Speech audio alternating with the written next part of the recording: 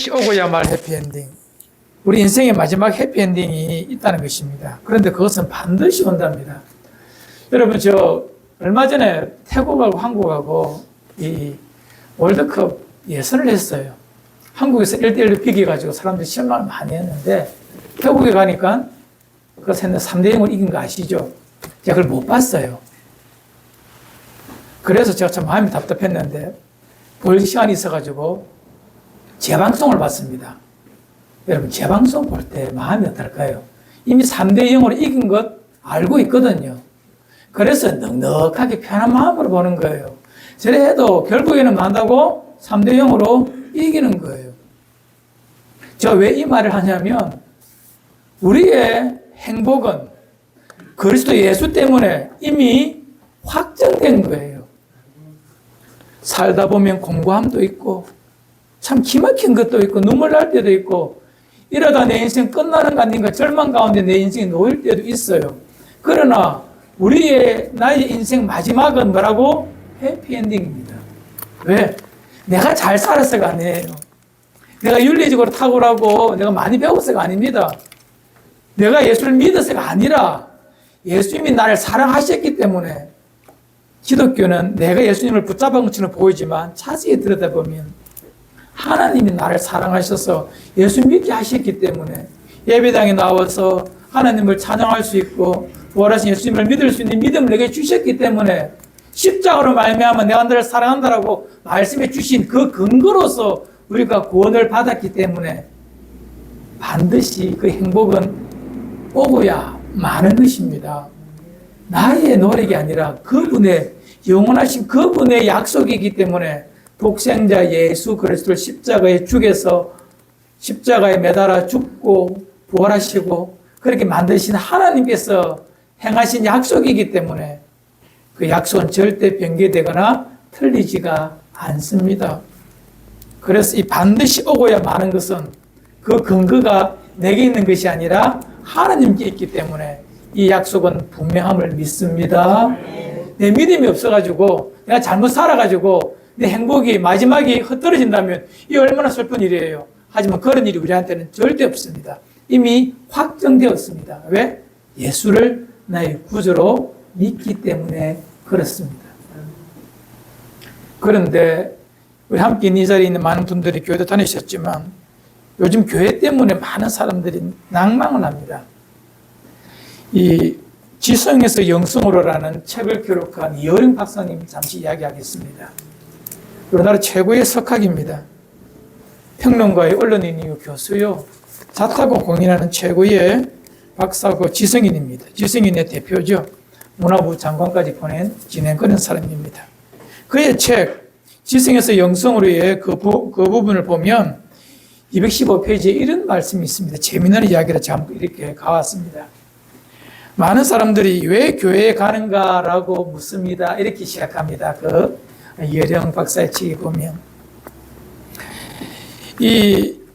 나보고 사람들이 묻는다. 왜 당신이 교회 갑니까? 라고 물으면 변론적으로 물으면 당신은 지성인인데 집에서 찬송이나 부르고 성경이나 읽고 기도하면서 되지. 그렇게 살면 되지. 왜 무엇 때문에 예수 믿는 티를 냅니까? 라고 물어올 때 나는 이렇게 대답합니다. 배가 고프면 어디 갑니까? 식당에. 뭔가 알고 싶을 때는 어디 가죠? 도서관에. 심심하면 극장 가서 영화를 봅니다.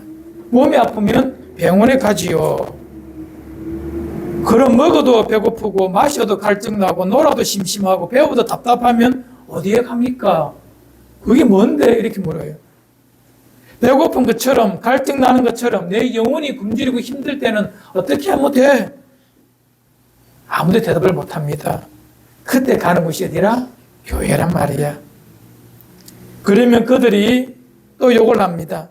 싸우고 소송하고 이상한 짓 하는 그 교회에 왜 가느냐? 이렇게 사람들이 방문하게 된답니다. 그때 이렇게 나는 말한다.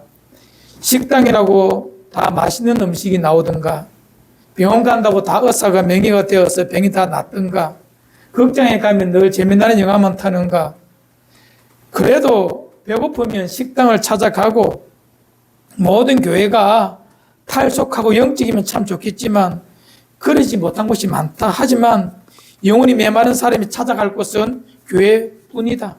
부패한 교회가 있어도 그래도 교회에 가지 말라는 것은 병원 의사가 오진하여 죽었으니 앞으로 병원 나도 안 가겠다. 그런 말과 같다. 이렇게 그는 말하고 있습니다.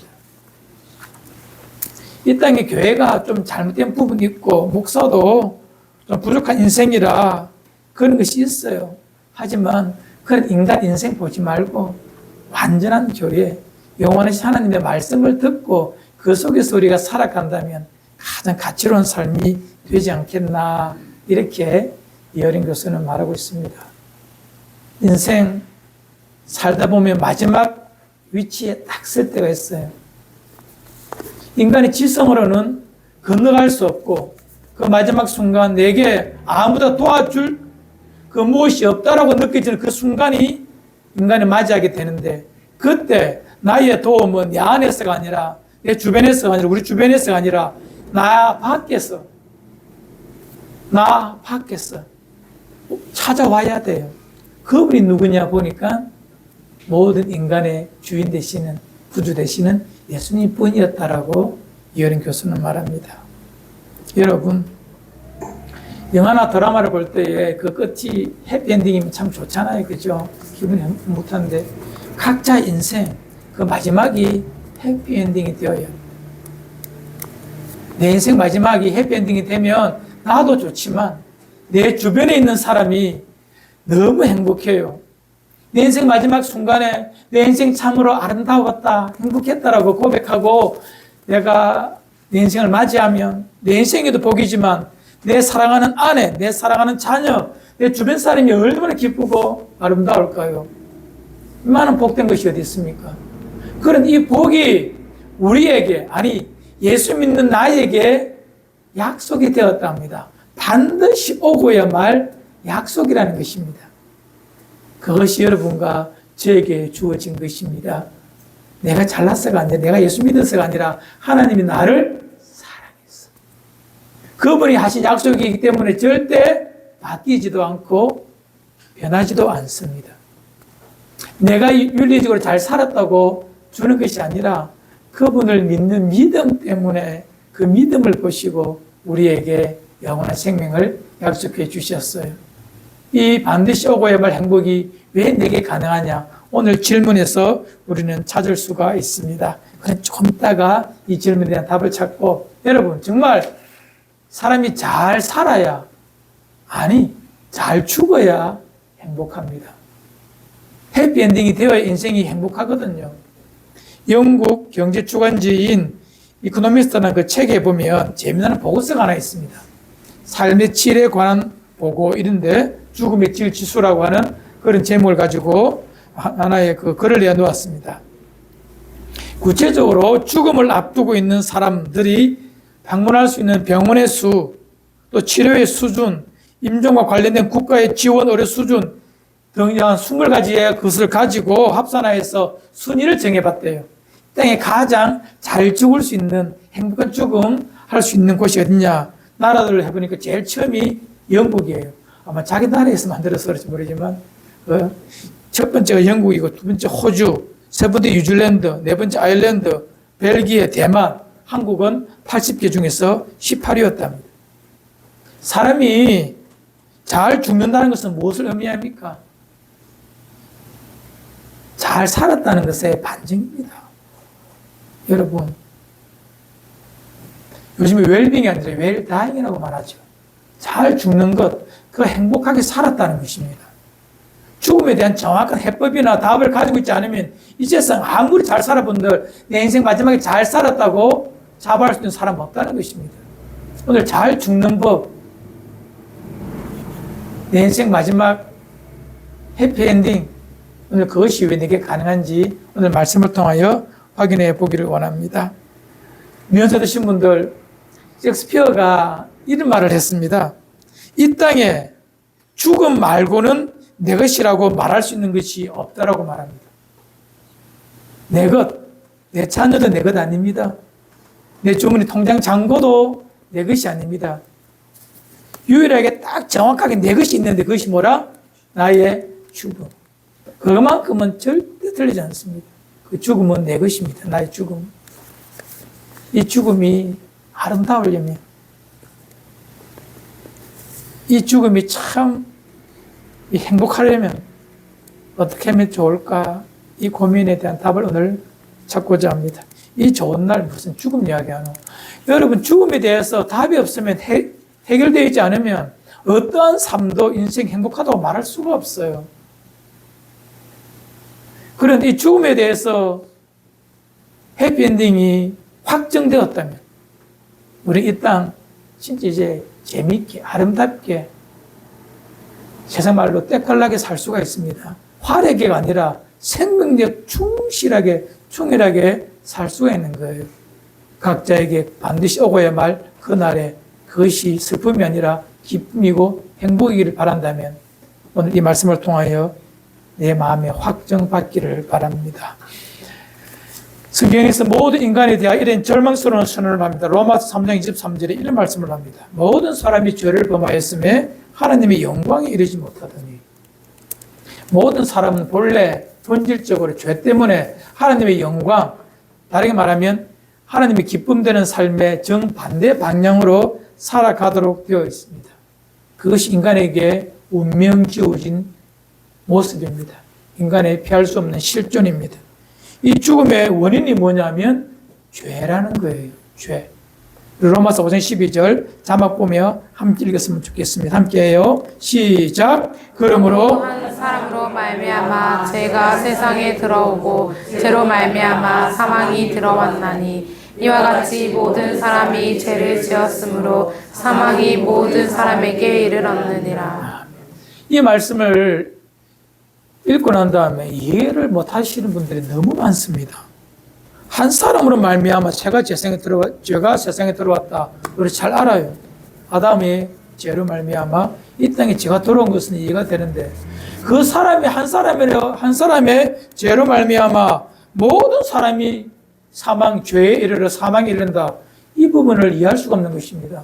아담과 내가 무슨 관계가 있다고 그의 죄가 나의 죄가 되는가라는 것을 우리는 인지하지 못하고 받아들이기 싫습니다.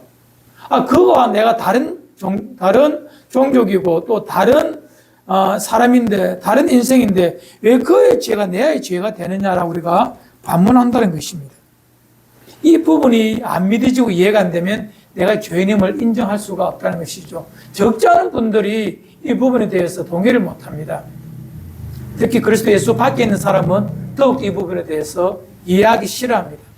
그러나 성경은 우리에게 말합니다. 아담은 모든 인간의 대표입니다. 또한 그의 허리에서 모든 인류가 시작되었습니다. 하나님께서 인간을 만드시고 난 다음에 그 아담의 허리 속에, 아담의 몸 속에, DNA 속에 모든 이 땅의 인간, 살았던 인간, 지금 살고 있는 인간, 이후에 다시 이 땅에 태어날 모든 인간이 아담 안에 다 들어있다는 거예요. 아담이 죄인이라면 그 뒤로 태어나는 모든 인간은 죄라는 것을 성경 우리에게 증언해 주고 있습니다. 이것이 믿어질 때, 안 믿어져도 외적 증거가 하나 있어요. 여러분 다 죽지 않습니까? 죽음은 죄의 결과입니다. 그래서 우리는 죄인임이 자명합니다. 성경에서는 거꾸로 이렇게 말합니다.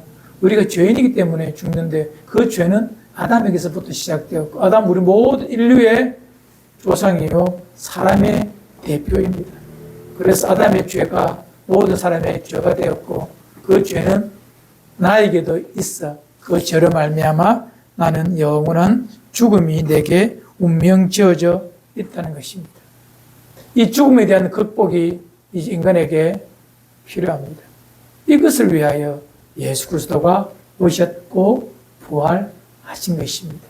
이 근원적인 문제를 해결해 주기 위해서 성경을 보기 전에 우리가 오늘 말씀을 보기 전에 죽음에 대한 삼중적 의미를 알아야 성경을 제대로 볼 수 있어요. 자, 우리 죽음에 대한 세 가지 자막. 죽음이라는 것은 분리라는 의미인데 성경에서 죽음이라는 말을 우리가 이해할 때 이 세 가지를 알고 읽어야 오늘 말씀을 정확하게 알 수가 있거든요. 성경에서 죽음은 세 가지입니다. 첫 번째 죽음은 뭐냐면 우리 영혼의 죽음, 즉 생명의 주인이신 하나님과 분리됨으로 인간에게 죽음이라는 것이 이런 것입니다. 예를 들어 여러분 나무 가지가 하나 있어요. 식물이 있는데 식물에 가지를 딱 잘랐다 칩시다. 들어보니 파래요. 하지만 그게 살았어요? 죽었어요? 가지를 자르는 그 순간 그는 생명에서 분리됐기 때문에 그것은 가만히 두면 죽습니다. 산 것처럼 보이지만 죽었다는 것입니다. 그것이 뭐라? 영혼의 죽음이에요. 하나님 없는 자들은 이미 죽은 것입니다. 그런 죽음이 있고 두 번째 죽음은 뭐냐면 육체의 죽음. 모든 사람이 다 경험하는 우리의 육체, 내가 영혼과 육체가 분리되는 순간 그것을 육체의 죽음이라는 죽음으로 사용합니다. 세 번째는 뭐냐면 영원한 죽음이라는 것이 있습니다. 영원히 살 가능성이 없는 완전히 죽음, 우리는 지옥 심판이라고 말하는데요. 이런 죽음도 있어요. 그래서 성경을 읽을 때에 이 세 가지 죽음에 대한 단어를 알고 읽으면 이 죽음은 영혼의 죽음인지 육체의 죽음인지 영원한 죽음인지를 알 수 있습니다. 오늘 말씀을 한번 보시길 바랍니다. 요한복음 11장 25, 26절 읽어드릴게요. 예수께서 이르시되 나는 부활이요 생명이니 나를 믿는 자는 죽어도 살겠고. 여기서 죽음은 무슨 죽음일까요?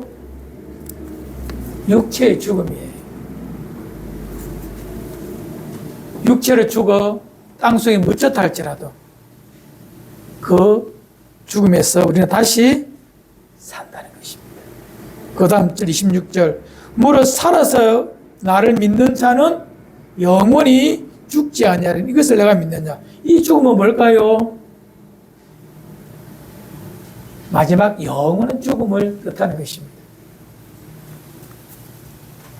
같은 말 속에 나오지만 이 죽음에 대한 이 개념이 없으면 이 말을 깊이 묵상하면 이해가 안 됩니다. 예수께서 이러실 때 나는 부활이요 생명이 나를 믿는 자는 죽어도 살겠고 이건 이해되는데 무릇 살아서 나를 믿는 자는 영원히 죽지 아니하리라. 이것을 내가 믿느냐. 죽지 않는데 어떻게 다시 죽지 않는다고 말합니까? 죽었는데 어떻게 죽지 않는다고 말할 수 있습니까? 이 두 번째 죽음은 뭐죠? 영원한 죽음이 내게 없다는 것입니다. 그래서 죽음에 대한 개념을 달리해서 이 말씀을 읽으면 이해가 돼요. 자, 이제 우리가 죽음에 대한 이 땅에서의 죽음뿐만 아니라 영원한 죽음도 우리에게 없음, 영원한 생명이 주어지는 길이 있는 이것은 바로 하나입니다. 내가 믿느냐는 것입니다. 무엇을? 예수 그리스도가 생명이요 부활이시며 그분이 하나님의 아들이시고 이 땅에 와서 십자가 위에 대속의 죽음을 죽으시고 다시 부활하신 것을 믿느냐 이 말입니다. 이것은 너무 쉬운 일이에요. 이것만 믿으면 우리에게는 영원한 생명을 주신다. 영원한 죽음이 우리에게 없다라고 하나님께서 약속하신 거예요. 이것이 믿어지면 너무 쉬워서 믿어지면 하나님의 백성 자녀가 되는 것이고 영원한 생명이 있는 것이고 이것이 믿어지지 않으면 우리가 아무리 교회에 앉아 있어도 우리에게 생명이라는 것은 없다는 것입니다. 너무 말씀을 세게 해서 미안합니다. 하지만 믿어지고 싶다, 믿고 싶다는 마음이 있어도 충분해요. 확신이 안 들어도 믿고 싶어요. 믿으려고 합니다는 마음만 있어도 충분합니다. 하지만 도저히 이해도 안 되고 이해하기 싫은 마음이 있으면 우리는 참 하나님의 백성과는 거리가 멀다라고 볼 수 있는데 가락에 오늘 한 30년 가까이 앉아 계시는데 여러분 한 분도 빠짐없이 이것이 믿어지기를 바랍니다. 믿고 싶기를 바랍니다. 인생 끝에 인생의 마지막 절벽 앞에 서서 아무도 날 도와줄 일이 없을 그때에 이분이 내게 계심을 발견한다면 그 소망의 빛을 발견한다면 우리는 얼마나 좋을까요? 예수님에 대해서 한 번 더 설명해 드리겠습니다. 빌립보서 2장 6절로 8절 그분이 누구인가 우리에게 말씀해 주십니다. 함께 읽읍시다. 시작. 그는 하나님의 본질이시나 하나님과 동등됨을 취할 것으로 여기지 아니하시고 오히려 자기를 비워 종의 형체를 가지사 사람들과 같이 되셨고 사람의 모양으로 나타나사 자기를 낮추시고 죽기까지 복종하셨으니 곧 십자가의 죽음이시며. 아멘. 예수님이 어떤 분이신가 우리에게 말씀해 주십니다. 그는 하나님이셨습니다. 그러나 그가 우리를 너무나 사랑하셨기에 인간의 몸으로 오셨고 종의 모습으로 이 땅에 사시다가 십자가에서 죽어 이 땅의 모든 죄를 죽이는 그 역설로서 이 땅을 구원하시기를 원하셨고, 그 죽으신 그분이 하나님께서 살리심으로 부활의 생명의 주인이심을 모든 피조세계에 들추어내시고, 그 사실을 믿는 자에게 하나님은 영원한 생명을 약속해 주셨습니다. 한 여인이 예수님의 이 생명 되심을 증언할 때에 내가 믿습니다. 당신이 하나님의 아들이심을 믿고 우리를 위한 대속의 죽음을 믿습니다라고 말한 그에게는 영원한 생명이 주어지죠. 제가 주보에 칼럼에다가 적어두었는데요. 이 땅에 많은 종교가 이 부분에 대해서 답을 몰랐습니다. 그래서 이 땅에 수많은 사람들은요, 종교가 생명을 준다고 생각합니다. 그래서 수많은 사람들이 종교를 만들었어요. 인간이 하나님을 만든 거예요. 하지만 그들의 종교의 모든 창시자들은 다 죽어서 그냥 죽음으로 아직도 갇혀 있습니다. 이 땅의 모든 종교의 창시자들은 무덤을 다 가지고 있습니다. 절간에 가면 탑이 있죠, 탑. 보셨습니까? 대웅전 앞에 가면 탑이 있는데 그 탑이 뭔가 사람들이 탑을 돌기도 합니다. 탑뿌리도 합니다. 탑이 뭔가 하면 불교 기원을 올라가면 시드라타 사카모니가 죽어요. 나이 80세에. 그리고 그의 수제자 아난다에게 말하죠. 내가 죽거든 모든 것 무로 없애야 된다. 아무것도 하지 마라. 무덤도 만들지 말고 다 없애라 했거든요. 그런데 인간들은 아닙니다.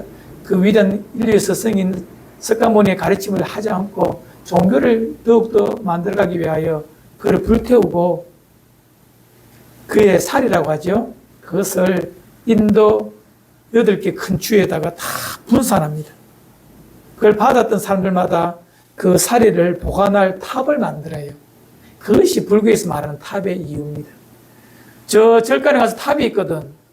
저것은 시드라타 석가모니의 무덤이구나 생각하시면 틀리지 않습니다. 봉분이 된 무덤은 없습니다.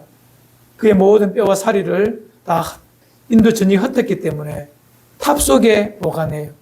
그래서 한국 절간에도 이 탑을 보관한 이 탑 속에 부처 사례가 있는 절은 역사가 있는 절, 좋은 절로 이렇게 인정받잖아요. 절간에 탑이 있다는 것은 시드라타 석가모니도 맸다고요? 죽어서 묻혔다는 거예요. 무덤이 있다는 거예요. 공자도 공림이라고 산동생에 있지요. 공림이라는 것이 이 공자의 무덤이거든요. 그 무덤에 수많은 사람들이 공자의 기회를 되면 가서 그 무덤 주변을 돌아요. 왜? 복 받으려고. 마호메트도 동일합니다. 이슬람의 창시자. 사우디아라비아 메디나에 가면 그의 무덤이 있어요. 이슬람 사람들은 일생에 한 번쯤은 그곳에 가서 그 무덤을 참배해야 좋은 데 간다라고 그렇게 가르치고도 있어요. 무엇을 말합니까? 모든 종교의 창시자는 무덤에 갇혀 있다는 것입니다. 그들은 그냥 인간입니다. 뛰어난 가르침이 있고 타고난 삶을 살았다 할지라도 그들은 인간이기 때문에 무덤 속에 갇혀서 죽음 아래에 있는 자들이 모든 종교의 모습입니다. 그러나 기독교에서 예수는 무덤이 없어요. 왜? 살아나셨기 때문에 그렇습니다. 산자에게 왜 무덤이 필요합니까? 기독교인에게 예수 무덤을 찾는다는 것은 험한 일이요. 예수를 모르기 때문에 그렇습니다. 지금도 이렇게 때 눈에 보이지 않지만 살아계시고 부활하신 그분이 다시 오실 것을 우리가 믿고 있기 때문에 우리에게는 빈 무덤에서 주님을 찾지 말고 내 곁에 계신 주님을 찾으며 아름다운 믿음 생활 하시기를 바랍니다. 이 땅에 예수 그리스도 외에는 구원이 없습니다. 그 구원이 우리에게 주신 것이 아니라 그것도 맞지만 나에게 주셨어요. 누구에게요? 나에게. 이것을 믿을 때에 영원한 예수 생명이 구원이 내게 주어지는 것입니다. 성도 여러분, 오랫동안 교회 다녔고 저는 이런 설교가 참 하기 어렵습니다. 왜? 다 알기 때문에 싶어서 이런 설교가 참 어렵지만, 그러나 여러분, 이것은 너무 수백 번, 수천 번 들어도 되는 것입니다. 이것이 기독교의 본질이고 핵심이거든요. 예수님이 나의 죄 때문에 죽으셨다. 목사의 죄가 아니라 누구의 죄? 나는 그분을 위하여 아무것도 한 것도 없는데 그분은 자기의 생명을 나 같은 것을 위하여 던져주셨다. 이것이 믿어지고 이것이 나의 삶을 울리고 이것이 나의 삶을 이끌어가는 동인이 된다면, 힘이 된다면 그거를 우리는 기독교인이라 부르는 것입니다.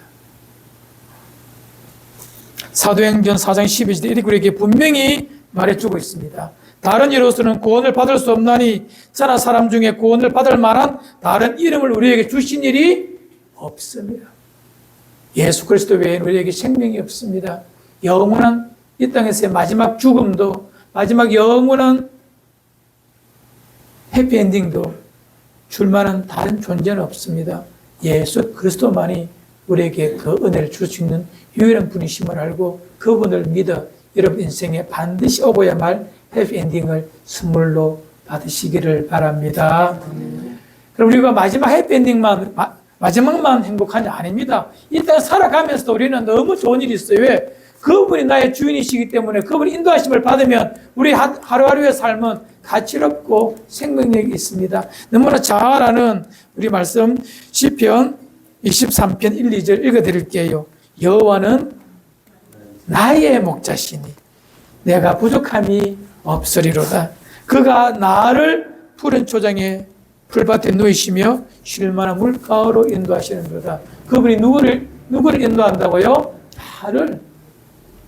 교회의 하나님이시지만 정확하게 말하면 내 인생의 하나님이 되어주셔서 오늘부터 마지막 엔딩의 장소까지, 그 시점까지, 아니 그 넘어서도 우리에게 가장 좋은 것을 인도하시는 그 주님을 여러분 인생의 목자로 삼고 잘 따라가는 그런 양들 되시기를 바랍니다. 아름답게 살았던 한 인생을 소개하고 말씀을 정리하겠습니다. 유명하진 않지만 참 귀한 자매의 간증이 있어 제가 소개합니다. 건축 사업을 하시는 예인 건축사무소 사장인 이효진이라는 여자분이 계셔요. 그분의 간증입니다. 요즘 기독교 방송 보면 한 번씩 이렇게 나오던데, 그분이 태어나자마자 18개월 됐을 때에 그가 아장아장 움직이다가 자빠집니다. 불 위에 있는 주전자를 짚어요. 온 여자인데 얼굴에 3도 화상을 입어요. 오른쪽 팔에도 3도 화상을 입어요. 안 된다 싶었어요, 모든 사람이. 그런데 이놈이 죽지 않고 한 주간 동안 버티는 거예요. 차라리 그런데 죽는 편이 그녀에게 나을 뻔하였다고 그는 고백합니다. 그가 잘합니다. 삶 하루하루가 지옥입니다. 자라서 학교 갈 때가 되었는데 학교 생활은 그에게는 참 하루하루가 지옥과 같았다고 합니다. 이 딸 때문에 그 죄책감에 어머니는 평생 기도하며 딸의 삶을 위하여 기도했다라고 말합니다. 하지만 이 소녀에게 인생은 재미없는 것입니다. 학교 오며 가며 기차가 지나갈 때마다 그쪽으로 뛰어들고 싶은 마음이 너무 많았다고 합니다. 중학교 때 이 화상 수술을 하다가 악화되어서 더 힘들어졌다고 해요. 대학 가서는 수면제 100알을 입에 틀어넣고 자살을 준비했죠. 그런데 죽지 않았어요, 선생님. 촌에 있던 엄마가 올라와서 펑펑 울면서 이 죽으면 나 죽는다 이렇게 말하면서 딸의 삶을 붙잡았다는 것입니다. 그런데 더 기막힌 일이 발생합니다. 남동생한테 연락이 왔어요. 누나, 엄마가 돌아가셨어. 엄마의 부고를 듣게 됩니다. 대학 다닐 때. 인생 진짜 그냥 접어버리고 싶었다는 거예요, 이 자매는. 그런데 엄마의 그 장례식의 시점에서 그 엄마가 함께 했던 그 교회에 금요일마다는 구역 모임이 있었대요. 엄마의 기도 제목을 물으면 늘 하나였답니다. 우리 딸 교회 나와서 예수 믿게 하는 것. 예수님이 그 인생의 주인임을 알게 하옵소서. 날마다 그 기도 제목만 어머니가 내어놓았대요. 장례를 치면서 이 말을 들었던 이 딸 마음이 엄마의 평생 소원이라니. 불쌍한 우리 엄마 울면서 그가 교회에 다니게 되었는데, 교회를 출석하며 다니게 되었는데, 정말 그 마음에 예수 그리스도가 나의 죄 때문에 죽어주신 것이 믿어졌더랍니다. 그리고 그의 모든 삶이 새롭게 바뀌고 변화되는 것을 자기가 느꼈대요. 내 인생이 비참한 것이 아니라, 내 인생 살 가치도 없는 버려진 인생이 아니라 가치로움이 발견되더랍니다. 그리고 그때부터 삶이 싹 바뀌어요. 열심히 공대에 들어가서 건축사무소에서 아름답게 일을 하니 주께서 순조롭게 만나게 하심으로 그가 건축사무소에서 이제 자기가 회사를 만들고 예수님께서 인도하신다는 이름 따라 예인 건축사무소도 만들고, 그리고 나의 40이 다 돼 갈 때에 기도했답니다. 결혼을 위해서. 그런데 어디서 연락이 왔대요. 34살 된 청년이 연락을 왔답니다. 이효진 이 여자의 간증을 듣고 너무 감동이 돼가지고 자기 마음에 참을 수 없는 그 이끌림 때문에 그 여자에게 전화를 해서 만나자고 했대요. 그리고 시어머니 될 사람을 만났죠. 그 남자와 그 시어머니 될 사람이, 남자 어머님이 나왔고 이효진 양이 이렇게 만났대요. 아들 보고 그 얼마나 마음에 들었으면 그 아들이 다니는 교회, 어머니 다니는 교회에 한 달 전에 간증을 갔대. 이효진 여자가, 이 학생이 그 간증을 듣고 은혜를 받아가지고 며느리 삼아야 되겠다 싶었다는 거죠. 우리 아들 평생 내가 애에서 해줄게. 잘못되면 내가 다 고쳐서 할 테니까 우리 아들하고 결혼해달라고 이렇게 시어머니가 말했대. 근데 그 아들이 정신을 차렸는지 목사가 되더랍니다. 그래서 이제 사모로서 이 가정이 지금 사역 잘하고 있다는 걸 제가 들었는데, 여러분, 인생 누구의 탓도 아닙니다. 누구의 탓 돌리지도 마시고요. 내 인생 얼마나 아름답고 복될까 스스로가 스스로에게 답을 찾으십시오. 반드시 오고야 말 해피엔딩이 예수님의 부활을 믿는 우리에게 주어졌잖아요. 나에게 주어졌잖아요. 그 주님 믿고 하루하루 살아가면 이 지옥 같은 현실, 답답한 출구가 없어 보이는 이 터널 같은 내 인생에 소망을, 희망을, 삶의 가치를 그분이 우리에게 주시리라 믿습니다. 누구 때문에 이래 되었다는 실패자의 자기 변명 후에 이런 거 하지 마십시오. 그래도 변하는 것 아무것도 없더라고요.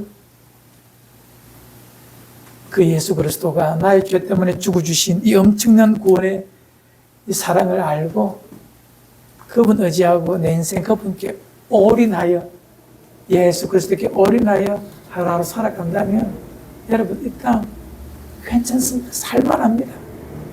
괜찮습니다. 우리 인생에 먹구름이 몰려오고 삶이 지쳐서 포기하고 싶은 순간이 있다 할지라도 그분이 내 인생의 주인 되어주시면 하늘로부터 말미암는 삶에 대한 애착이 열망이 새롭게 내 안에서 이렇게 샘물처럼 나올 것입니다. 솟아날 것입니다. 이 부활의 아침, 나를 위하여 부활하신 그분의 부활의 은혜가 내 속에도 선명하게 믿어져서 그 부활신앙 가지고 오늘도 생명력 있는 그런 아름다운 삶을 살아내시는 여러분과 저가 되기를 바랍니다. 우리 함께 조용히 날 위하여 죽어주신 그분 예수님 묵상해 봅시다.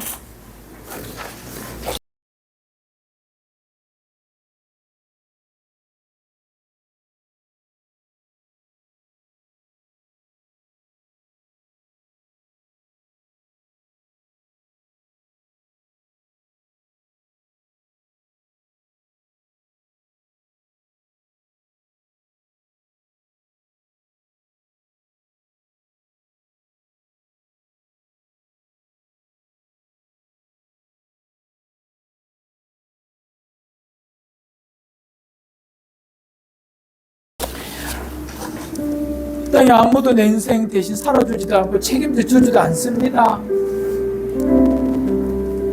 내가 어떻게 살았는가 아무도 몰라요. 부모 형제를 좀 알겠지만 다 모르잖아요. 하지만 내 인생 곧 이제 죽음을 맞이합니다.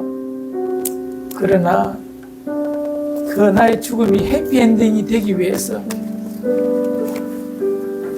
우리가 꼭 예수를 통해 부활하신 그분, 나의 죄 때문에 죽으신 그분을 내 인생의 구주로 믿기만 하면 그 아름다운 이 땅에서의 아름다운 상품뿐만 아니라 영원한 아름다운 생명과 자유, 행복을 우리에게 선물로 주신다 하셨으니 그 소망이 예수님이 부활로 말미암아 내게 이르렀으니 여러분 절대 그 변개되지 않는 그 사랑 마음에 꼭 품고 아름답게 살았으면 참 좋겠습니다. 반드시 내게 오고야 말 해피엔딩이 우리에게 선물로 주어져 있습니다. 예수 믿기만 하면 내가 만든 것도 아니에요. 내가 이뤄놓은 것도 아닙니다. 하나님께서 그렇게 하셨기 때문에 절대 바뀌지 않습니다. 반드시 오고야 말 나의 행복한 영원한 그 삶을 예수님 믿어 여러분들이 소유할 수 있도록 기도하십시오. 하나님, 내 그 예수 그리스도 내가 믿고 싶습니다. 그 부활의 주님 내가 믿고 싶습니다. 나의 죄 때문에 죽으신 주님의 그 사랑 내가 인정합니다. 내 인생 목자가 되어 주셔서 내 인생 인도하여 주옵소서. 우리 조용히 다짐하고 믿고 있는 자들도 한 번 더 다짐하고 믿고 싶은 마음이 있으면 오늘도 이거 입술로 고백하십시오. 하나님께서 기쁘게 그 믿음을 받으실 것입니다. 1분 동안 조용히 그 고백하며 함께 기도합시다.